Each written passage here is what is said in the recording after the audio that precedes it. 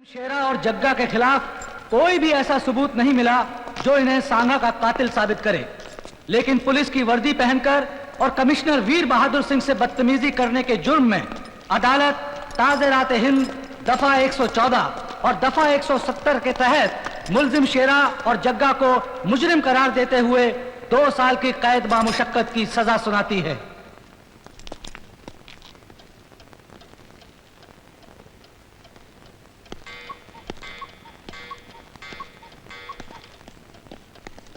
आइए कमिश्नर साहब, आप ही का इंतजार था। आपके इंतजार का बहुत बहुत शुक्रिया। कुछ नहीं, थोड़ा रूटीन सा काम था। हमारे पीए ने तो आपको बताया ही होगा। जी मैं कह नहीं सका। अच्छा आइए। वो क्या है कमिश्नर साहब कि आप जरा अपने बारे में भी सोचिए, कुछ हमारे बारे में भी।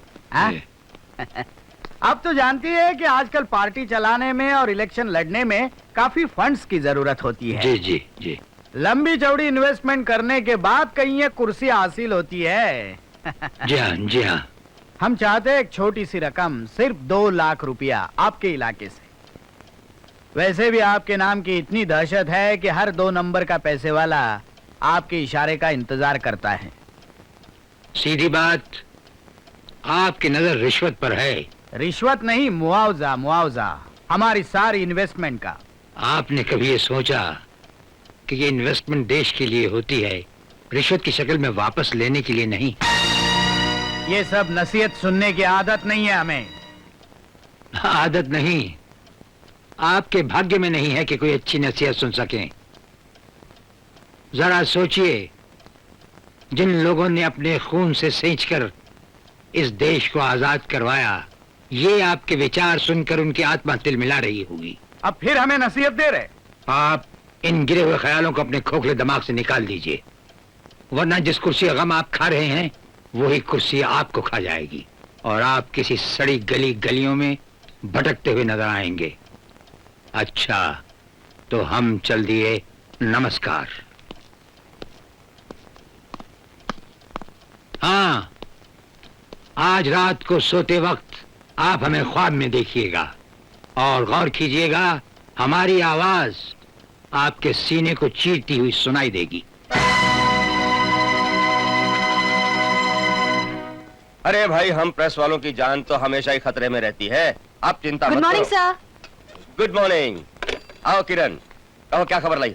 खबर नहीं सर, एक अच्छा सा इंटरव्यू करके आई हूँ। Very good. इस आर्टिकल के छपने से शहर के तमाम गुंडों में खलबली मच जाएगी। शहर के तमाम गुंडों को बेनकाब किया है इसमें। आई सी। और इसमें ये भी लिखा है कि कुछ मिनिस्टरों ने बनारसी दास जैसे गुंडों को पाल रखा है। मगर ये सब लिखवाने की हिम्मत किसने की? डीएसपी खन्ना ने। सोच लो मिस किरण, ये सब करने पर तुम्हारी जान जोखिम में पड़ सकती है। सच्चाई को जनता तक पहुंचाने का नाम ही जर्नलिज्म है सर। और फिर बनारसी दास कोई राक्षस तो नहीं जो खा जाएगा। बनारसी दास की गुंडागर्दी में होम मिनिस्टर धर्मपाल का हाथ? उस 2 कौड़ी की लौंडिया की ये हिम्मत! राजू, दरवाजा देखना। राजू। तुम बैठो दीदी, मैं देखता हूँ। हाँ।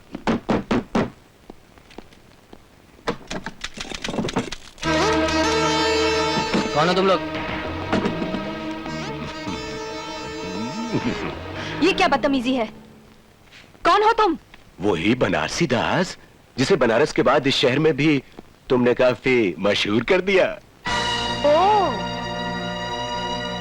तो बनारस की गंगा से निकली हुई वो गंदगी तुम ही हो जिसने इस शहर को भी गंदा कर रखा है। और तू ससुरी अपने कलम की स्याही की चंद बूंदों से उसे मिटाने पे तुली है। शायद तुम्हें कलम की ताकत का अंदाजा नहीं है। कलम की 2 बूंद स्याही ने बड़े बड़े सुरमाओं की शक्तियां मिट्टी में मिला दी हैं। तो फिर तुम क्या हो और तुम्हारी हस्ती क्या है? आज के अखबार में तो सिर्फ तुम्हारे काले कारनामे छपे हैं, मगर कल के अखबार में तुम्हारी पापी तस्वीर भी छापेंगे। वाह रे बबुआ, बहुत जोश है। हाँ?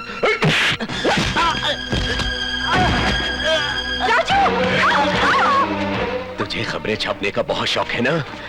अब जो मैं तेरे साथ करने जा रहा हूं, उसकी एक एक तस्वीर अखबार में छापना तुझे तेरे बाप की कसम, समझी? जाओ।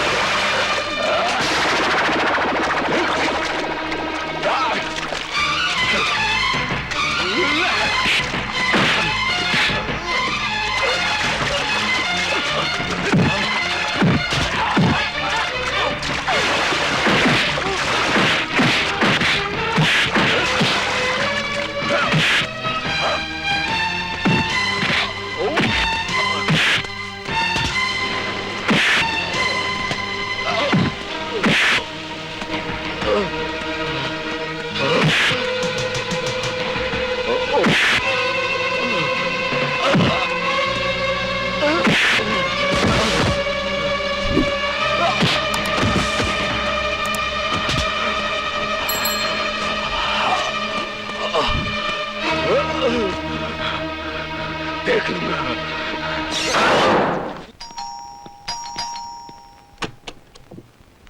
साहब फूल। मेरे लिए फूल? हाँ, किसने भेजे हैं? किरण मैम साहब ने भेजा है। अच्छा अच्छा, तुम जाओ। ये अचानक किरण मेम साहब, आपको क्या हो गया? मेरे लिए फूल? वाह।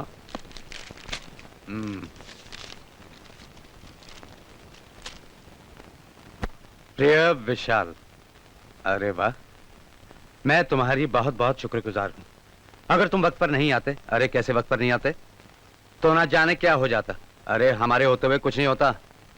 मेरी जान बचाने का बहुत बहुत शुक्रिया, सिर्फ शुक्रिया। किरण, ये सब फॉर्मेलिटी की क्या जरूरत है? नहीं नहीं, फूल मुझे अच्छे लगे, लेकिन कमाल कर रहे हैं आप। उस वक्त अगर आप नहीं होते तो पता नहीं क्या हो जाता। क्या होता? कुछ नहीं होता। और जो मैंने किया ना, वो मेरा फर्ज था। इसीलिए बुजुर्ग कह गए हैं कि औरतों का काम घर में है। उनका काम है शादी करना, पति की सेवा करना, घर बसाना, अच्छा अच्छा खाना पकाना, सजना संवरना और छोटे छोटे बच्चे पैदा करना। लेकिन उसमें एक प्रॉब्लम है। क्या प्रॉब्लम है? शादी के लिए मैं लड़का कहाँ से लाऊंगी? लो, ये कोई प्रॉब्लम है? तुम्हारे लिए एक अच्छा सा लड़का मैं ढूंढ देता हूँ। हाँ, मेरे लिए लड़का ढूंढोगे? खुद अपने लिए एक अच्छी लड़की तो ढूंढ नहीं सके। अरे मैंने अपने लिए लड़की ढूंढ ली है, लाखों करोड़ों में एक है। कौन है वो? अरे हसीन भी है, खूबसूरत भी है, जवान भी है। तुम देखोगी तो चक्कर खा जाओगी। फिर यहाँ क्यों खड़े हो? जाओ ना, उसी के पास जाओ। अरे अरे, नाराज क्यों होती हो? अरे भाई, हमने तो तय कर लिया है कि हम जिएंगे तो तुम्हारे साथ, मरेंगे तो तुम्हारे साथ। यार थोड़ा सा तंबाकू दे दे। बड़ी साला दिन भीख मांगता रहता है नहीं? अरे तू भी तो भीख ही मांगता है। चुप। Yes sir. कहाँ है सब लोग? सर सारे अपने अपने घर को चले गए सर। सब अपने अपने घर पे चले गए? साला हराम के खाने की आदत पड़ गई है तुम लोगों को। सस्पेंड कर देता हूँ सालों को अभी। लॉकअप में कौन कौन है? सर अभी तो लॉकअप में बनारसी दास हैं। बनारसी दास? उसको गिरफ्तार करने की हिम्मत कैसे हुई? किसने गिरफ्तार किया उसको? सर डीएसपी खन्ना ने। डीएसपी खन्ना? छोड़ दे उसको। Yes sir. No sir, register में केस दर्ज है। मेरा हुक्म है, छोड़ दे। Yes sir.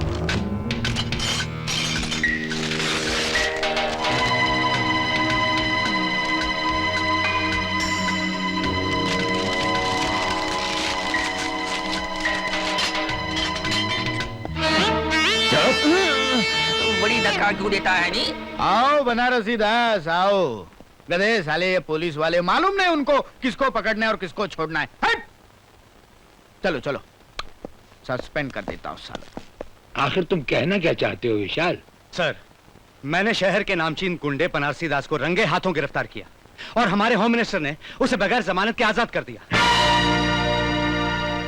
यहां तक कि रजिस्टर से उसके केस का कागज भी फाड़ दिया। अगर ऐसा ही होता रहा सर, तो कैसे करेंगे हम लॉ एंड ऑर्डर की रक्षा? कैसे करेगी जनता हम पर विश्वास? जनता के विश्वास पर ही हम लोग जिंदा हैं विशाल। तुम फिक्र मत करो, वक्त ने हमेशा दिलेरों का साथ दिया है। हम होम मिनिस्टर साहब को उनकी गलती का एहसास दिलवा देंगे।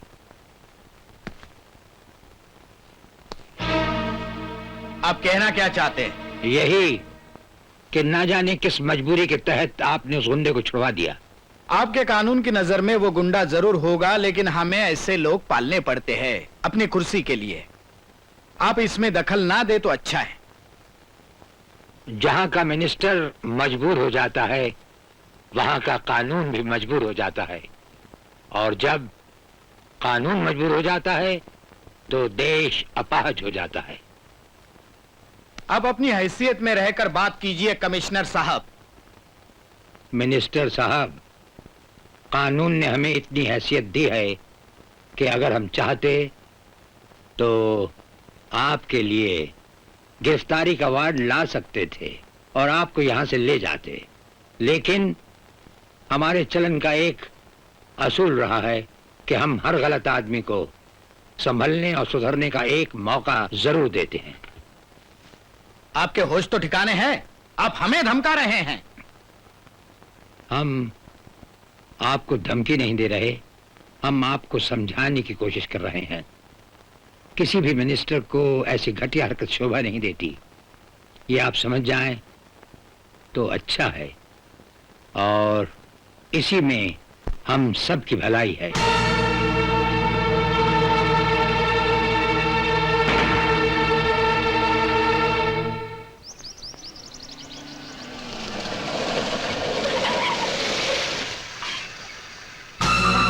याद है तुम एक बात मुझे उस दिन बता रहे थे?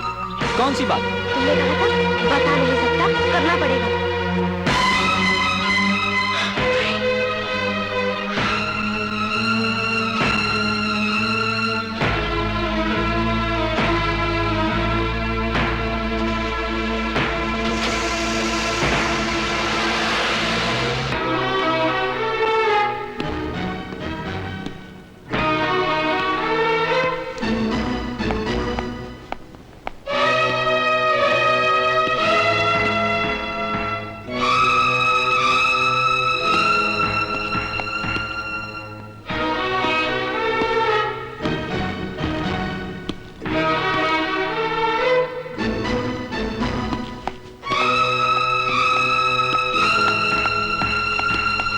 मीना, नीचे आ।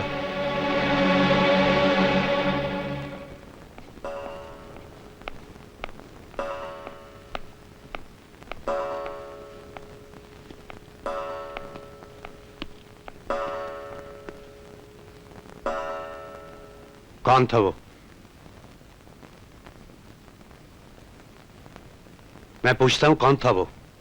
भैया, भैया वो राकेश था। कौन राकेश?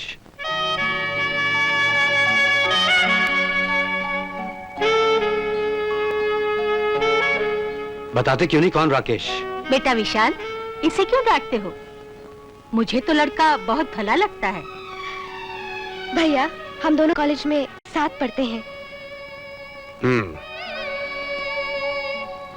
ए, क्या तू उससे प्यार करती है?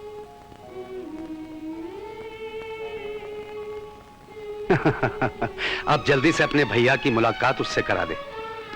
हम भी तो देखें कि उस हीरे में ऐसी कौन सी कशिश है जिसने हमारी लाडली बहन को हमसे चुरा लिया और हमें खबर तक नहीं हुई। भैया क्या बात है, इतनी खामोश क्यों? भैया ने डांटा क्या? डांट तो तुम्हें पड़ने वाली है। भैया ने तुम्हें बुलाया है। तो इसमें डरने की क्या बात है? साफ साफ तुम्हारे भैया से कह देंगे कि हम तुम्हारी बहन से प्यार करते हैं और शादी करना चाहते हैं। और अगर भैया ने मना कर दिया तो? मना कर दिया तो जबरदस्ती उठा कर ले जाएंगे।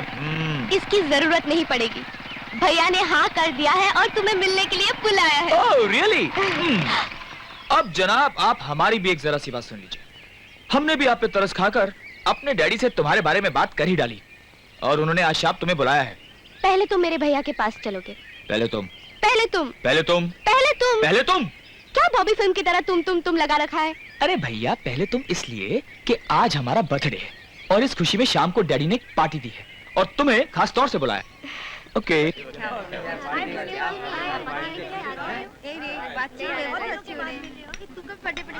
मीना का इंतजार हो रहा है। मीना नहीं आने वाली। वो जरूर आएगी, उसने आने का वादा जो किया है।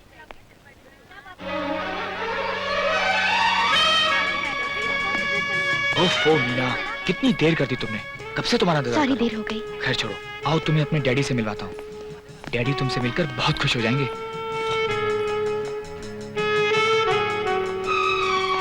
डैडी,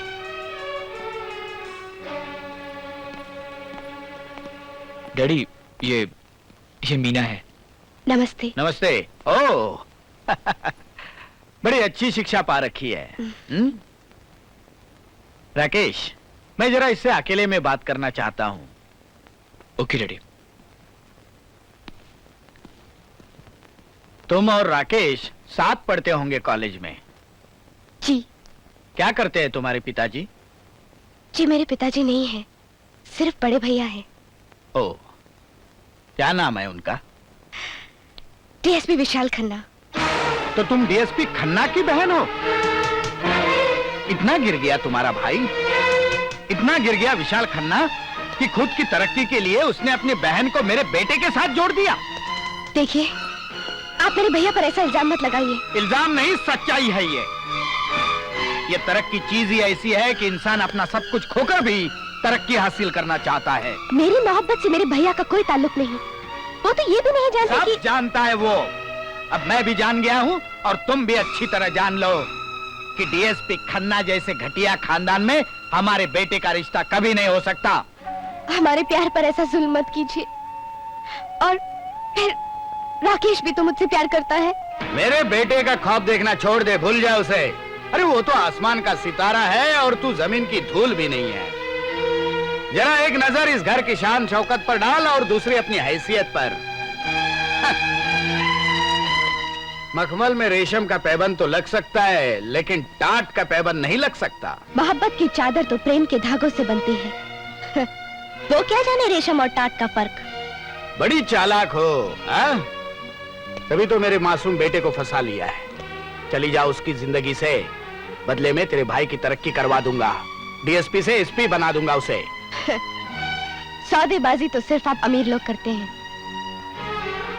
प्यार करने वाले तो सिर्फ प्यार करते हैं। प्यार में जीते हैं, प्यार में मरते हैं। डैडी, मैं पूछ सकता हूँ क्या हक था आपको मीना के साथ ऐसे सलूक करने का? जवाब दीजिए डैडी, जवाब दीजिए। तेरे हर सवाल का जवाब मेरा वो एक थप्पड़ ही है। डैडी, वो थप्पड़ मारा आपने मीना के गाल पर, लेकिन छप गया मेरे दिल पर। तो उसी दिल में से निकाल दे उस मीना के प्यार को जो तेरे ही घर में आकर तेरे ही घर वालों को बेइज्जत करने की हिम्मत रखती है। मीना से अगर कोई गलती होगी थी तो आप मुझसे कहते, उसे थप्पड़ मारने का आपको कोई अधिकार नहीं था। वाह बेटे वाह, अपने बाप को ही शिक्षा दे रहा है? उसे ही उसके अधिकार समझा रहा है तू। अधिकार नहीं समझा रहा हूँ, आपको अपनी गलती का एहसास दिला रहा हूँ। एक मामूली लड़की के खातिर अपने बाप से जुबान लड़ाता है तू। वो लड़की तेरा प्यार नहीं, एक घिनौनी साजिश थी वो। उसके भाई डीएसपी विशाल खन्ना की साजिश थी वो। तेरे बाप को नीचा दिखाने की साजिश थी वो। आप खुद हमेशा साजिश के माहौल में रहते हैं, इसलिए आपको साजिश के अलावा कुछ नजर ही नहीं आता। आज आप मीना के प्यार को साजिश कह रहे हैं, कल आप मेरी मोहब्बत को साजिश कहेंगे, परसों कहेंगे कि आपका बेटा भी एक साजिश था।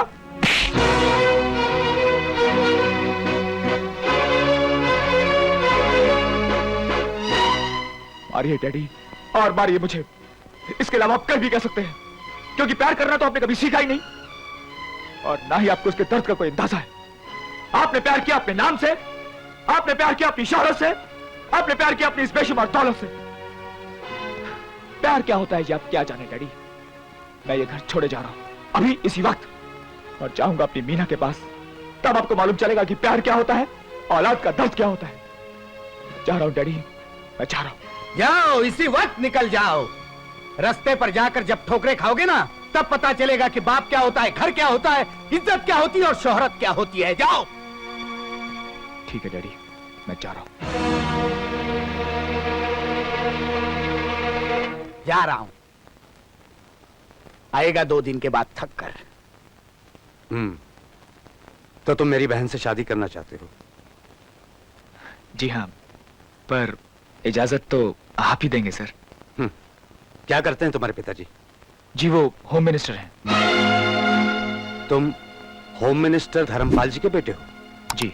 नहीं, फिर तो ये शादी हरगिज नहीं हो सकती। पर क्यों नहीं हो सकती सर? देखो राकेश, मैं जानता हूं कि तुम मीना से बेहद प्यार करते हो, मगर तुम ये नहीं जानते कि तुम्हारे पिताजी और हमारी एक पल नहीं बनती। वो इस रिश्ते को कभी कबूल नहीं करेंगे। मगर सर, मैं पूरी यकीन के साथ कह सकता हूं कि मैं उन्हें समझा लूंगा। तुम्हारे समझाने से कुछ नहीं होगा। मैं तुम्हारे पिताजी को अच्छी तरह जानता हूं। वो मेरी हर एक एक बात का बदला मेरी बहन से लेंगे, और ये जानते हुए मैं अपनी बहन को आग के दरिया में नहीं ढकेल सकता। अगर हम दोनों के प्यार के बीच मेरे पिताजी की कर्मों की दीवार आ गई है, तो मैं दुनिया की हर ऐसी दीवार गिराने को तैयार हूं। मगर भगवान के लिए मेरा प्यार मुझसे मत छीनिए प्लीज। मैं मेहनत करूंगा, मजदूरी करूंगा, दुनिया की हर खुशी से मीना का दामन भर दूंगा, मगर भगवान के लिए मेरी मीना मेरी झोली में डाल दीजिए। मैं आपके हाथ जोड़ता हूं। जीते रहो।